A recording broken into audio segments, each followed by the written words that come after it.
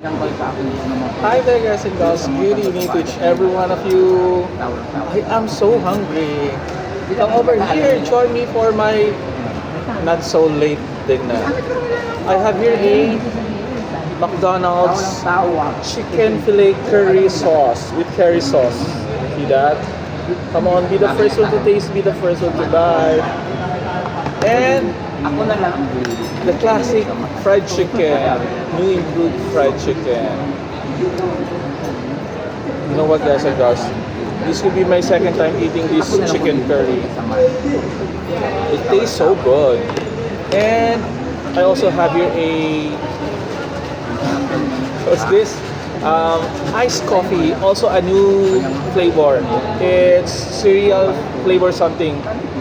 This could be their second time introducing it again. And as you can see guys and girls, as you have noticed, their plates and bowl are different compared before. But if you are going to dine in here in McDonald's, in any McDonald's nearest you, you don't need to bring this home because this is personalized. See that? It's no longer the red one with paper something. Come over here. Shout out to each every one of you. Thank you, Lord, for all the wonderful blessings that you give, for all the trials and challenges that I surpassed. Shout out to my mother-in-law called Fea Bordo, to my sister Christine, and to my childhood friend Helen Carreto, San Roque, Legazpi City. Come on, be the first one to taste, be the first one to buy. Open your mouth. Love it, love it.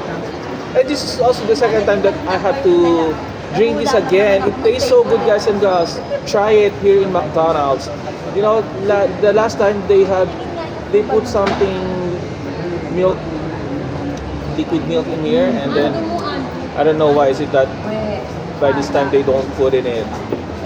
Anyway, as I can smell, it's still the same on the last time. Be the first one to sip. Come on.